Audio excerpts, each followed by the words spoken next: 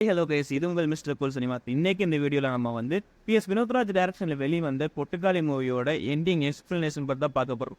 வீடியோக்குள்ளே போகிறதுக்கு வேண்டி நீங்கள் ஒன்று நம்ம சேனல் சப்ஸ்கிரைப் பண்ணலாம், சப்ஸ்கிரைப் பண்ணி பெல்லைக்கானி ப்ரெஸ் பண்ணிடுங்க அண்ட் வாங்கி வீடியோக்குள்ளே போகலாம். இந்த பொட்டுக்காளி மூவி வந்து நிறைய ஃபிலிம் ஃபெஸ்டிவலில் போய் நிறைய அவார்ட்ஸ் வாங்கின படம். அப்படிப்பட்ட இந்த படம் வந்து மெயின் ஸ்ட்ரீமாக தியேட்டரில் ரிலீஸ் ஆகும்போது இதை பார்த்த ஆடியன்ஸ் வந்து நிறைய பேருக்கு இது பிடிச்சிருந்துச்சு, நிறைய பேருக்கு பிடிக்காம இருந்துச்சு. ஒருவேளை இந்த படம் உங்களுக்கு பிடிக்கலைன்னா இந்த வீடியோவை நீங்கள் இதோட ஸ்கிப் பண்ணிடலாம், ஏன்னா இது உங்களுக்கான வீடியோ கிடையாது. இந்த படம் பார்த்து எனக்கு பிடிச்சிருந்துச்சு, ஆனால் கிளைமேக்ஸ் மட்டும் ஏன் இப்படி முடிச்சாங்கன்னு தெரியல, இல்லை கிளைமேக்ஸில் என்ன நடந்ததுன்னே எனக்கு புரியல அப்படின்னு நீங்கள் நினச்சிங்கன்னா இந்த வீடியோ கண்டினியூவாக பாருங்க, ஏன்னா இது உங்களுக்கான வீடியோ தான். ஆக்சுவலாக இந்த கொட்டுக்காளி மூவியோட கிளைமேக்ஸ் எப்படி முடிச்சிருப்பாங்கன்னா ஒரு ஓப்பன் எண்டடாக முடிச்சிருப்பாங்க. பாண்டியும் மீனாவும் அவங்க ஃபேமிலி மெம்பர்ஸ் எல்லாமே வந்து அவங்களோட வீட்டிலேருந்து மீனாவுக்கு பேய் ஓட்டுறதுக்காக அந்த சாமியார் கிட்ட போவாங்க. ஸோ அங்கே போனதுக்கு அப்புறம் பாண்டி அங்கே நடக்கிற அந்த விஷயத்தெல்லாம் பார்த்துட்டு வந்து ஒரு மனசில் ஒரு குழப்பத்தோடு இருப்பார். அந்த ஒரு பாயிண்ட்லேருந்து டேரக்டர் என்ன பண்ணியிருப்பாருன்னா அந்த பாண்டி அப்படிங்கிற கேரக்டரை எடுத்துட்டு அந்த இடத்துல நம்மளை வந்து பிளேஸ் பண்ணியிருப்பாரு. பார்க்குற ஒவ்வொரு ஆடியன்ஸுமே வந்து அந்த ஸ்க்ரீன்குள்ளே போன மாதிரியும் அந்த நம்மளோட பாயிண்ட் ஆஃப் வியூவில் படத்தோட முடிவை நம்மளை எடுக்க சொல்லி டேரக்டர் முடிச்சிருப்பாரு. ஓப்பன் எண்டிங் அப்படிங்கிறது இந்த படத்தை இன்னமே மெருகேற்ற மாதிரி தான் இருந்திருக்குது. இந்த கொட்டுக்காளி மூவி நம்ம பார்த்த எல்லா ஓப்பனிங் எண்டிங்கை விட கொஞ்சம் வித்தியாசமானது. எதனால் அப்படின்னு கேட்டிங்கன்னா, இது வரைக்கும் நம்ம சொல்லப்பட்ட எல்லா ஓப்பன் எண்டிங் கிளைமேக்ஸுமே வந்து எப்படி அமைஞ்சிருக்கும்னா அந்த கேரக்டர் என்ன பண்ணும் அப்படிங்கிறத வந்து நம்ம டிசைட் பண்ணுவோம். ஆனால் இந்த இடத்துல டேரக்டர் என்ன பண்ணியிருப்பாருன்னா, இந்த பொட்டுக்காளிங்கிற மூவி படம் வந்து எங்கேயும் இல்லை, நம்மளை சுற்றி தான் இருக்குது, இந்த சுச்சுவேஷன் நீங்கள் இருந்தீங்கன்னா நீங்கள் என்ன பண்ணுவீங்க அப்படிங்கிற ஒரு விஷயத்த வந்து கேட்டு நம்ம வந்து என்ன கிளைமேக்ஸை சூஸ் பண்ணுவோம் அப்படிங்கிற மாதிரி இந்த படத்தை முடிச்சிருப்பாங்க. என்டையர் பொட்டுக்காளி படத்தையுமே நான் வந்து ஒரு பேசேஜ் காம்பரேஷனாக தான் பார்க்குறேன். பேசேஜ் காம்பரேஷன் என்ன அப்படின்னு கேட்டிங்கன்னா, பொதுவாக இங்கிலீஷ் எக்ஸாம்ஸில் எழுதும் போது என்ன நடக்கும்னா ஒரு பேசேஜ் வந்து ஒரு 3 பேராகிராஃபை கொடுத்துருவாங்க. அந்த பேராகிராஃபில் வந்து ஒரு ஸ்டேட்மெண்ட்டோ இல்லை ஒரு கதையோ இருக்கும். அந்த கதையை நம்ம ஃபுல்லாக படித்து புரிஞ்சுக்கணும். கதையிலிருந்து ஒரு சில கேள்விகள் கீழே கேட்கப்படும். கேட்கப்பட்ட எல்லா கேள்விக்கான பதிலுமே மேலே நம்ம படித்த அந்த 3 பேராகிராஃப்லேயோ இல்லை 2 பேராகிராஃப்லேயே தான் இருக்கும்.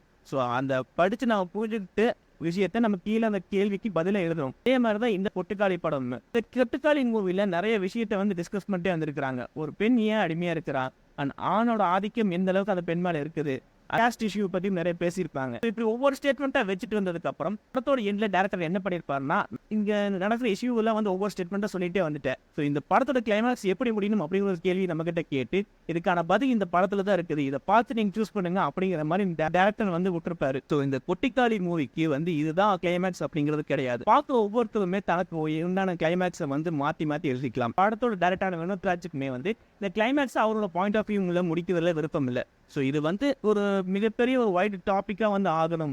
ஸோ ஒவ்வொருத்தருமே அவங்களோட ஒப்பீனியனை வச்சு இந்த கிளைமேக்ஸை முடிக்கணும் அப்படிங்கிறது அவரோட இடமா இருந்திருக்குது. ஸோ இப்போ எல்லாத்துக்குமே வந்து ஓரளவுக்கு புரிஞ்சிருக்கும் இந்த கிளைமேக்ஸை ஏன் இப்படி ஓப்பன் பண்ணிக்காம முடிச்சாங்க. ஆனால் இந்த இடத்துல எல்லாத்துக்கும் ஒரு கேள்வி வரும், அந்த ஏன் அந்த சாமியாரை பார்த்து பாண்டிக்கு வந்து சின்னதாக ஒரு குழப்பம் வந்துச்சு அப்படின்ட்டு. என்டையர் மூவிலையுமே வந்து பாண்டியோட கேரக்டர் ஒரு ஆணாதிக்கம் இருக்கிற ஒரு கேரக்டராக தான் காமிச்சிருப்பாங்க. ஸோ நிறைய இடத்துல அவர் கோவப்பட்டு எல்லாத்தையுமே அடிக்கிற மாதிரியும் மென்னாவே வந்து பவரால் எல்லாத்தையுமே சாதிச்சிடலாம் அப்படிங்கிற ஒரு விஷயத்தையெல்லாம் வந்து ஸோ எல்லாத்தையும் நம்பக்கூடிய ஒரு ஆளாக இந்த கேரக்டர் இருந்திருப்பாங்க. அண்ட் பாண்டிக்கு மீனா மேல இருந்த ஒரு மிகப்பெரிய கோவமே என்னவா இருக்கும்னா, மீனா தனக்கு பிடிச்ச பையனோட காதலிச்சு அங்க அவங்க கூட போய் வாழ போயிருப்பாங்க. ஆனா அந்த ஒரு விஷயம் வந்து பாண்டிக்கு பிடிச்சிருக்காது. இந்த ஒரு காரணத்துக்காக தான் வந்து இந்த படத்துல இது எவ்வளவு விஷயமே நடந்திருக்கும். ஸோ இந்த விஷயத்தை எல்லாத்தையுமே வந்து ஒரு சேவலை மெட்டபரா யூஸ் பண்ணி வந்து மீனாவோட கதை எல்லாத்தையுமே சொல்லியிருப்பாங்க. ஸோ ஆரம்ப கட்டத்திலேருந்தே மீனா வந்து அவங்க வீட்டுக்குள்ள அடைபட்டு இருப்பாங்க. ஒரு கட்டத்துல வந்து அவங்களுக்கு காதல் அப்படிங்கிற ஒரு விஷயம் வந்து அந்த வீட்டை விட்டு தப்பிச்சு போகலான்னு பார்க்கையில அவங்கள பிடிச்சி கூட திரும்ப அடைச்சிருப்பாங்க. இந்த அடைச்ச அந்த கேப்ல வந்து அந்த மீனவை நல்லா டேக் கேர் பண்ணிக்குவாங்க. இதே மாதிரி ஒரு விஷயம் அந்த சேவலுக்குமே நடந்திருக்கும். ஆட்டோவில் சேவல் எடுத்துட்டு போற அந்த ஒரு டைம்ல அந்த சேவல் மயக்கம் போட்டு உள்ள மாதிரி காமிச்சிருப்பாங்க. அதுக்கப்புறம் அதை வந்து நல்லா டேக் கேர் பண்ணியிருப்பாங்க. ஆனால் அந்த அல்டிமேட்டாக அந்த சேவலை வந்து இவ்வளோ கேர் எடுத்துட்டு எங்கே கூட்டிட்டு போறாங்க அப்படின்னு பார்த்தீங்கன்னா ஒரு சாக்ரிஃபைஸ் பண்ணக்கூடிய இடத்துக்கு தான் கூட்டிட்டு போயிட்டு இருக்காங்க. படத்தோட கிளைமேக்ஸ்ல பாண்டியன் நடக்கிற ரிச்சுவலை பார்த்துட்டு அவர் மனசு ஒரு குழப்பம் ஏற்படும்.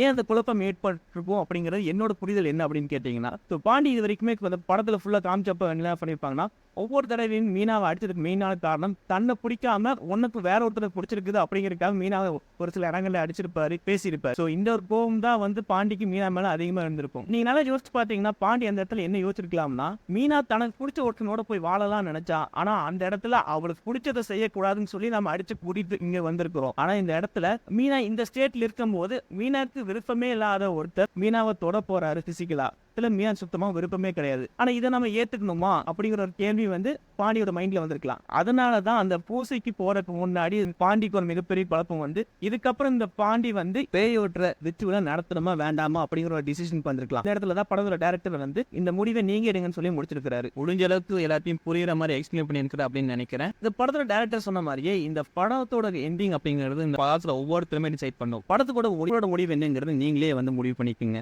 இந்த வீடியோ பிடிச்சதா லைக் பண்ணி ஷேர் பண்ணுங்க. மறக்காம நம்ம சேனல் சப்ஸ்கிரைப் பண்ணிருங்க. தேங்க்யூ ஃபார் வாட்சிங் திஸ் வீடியோ.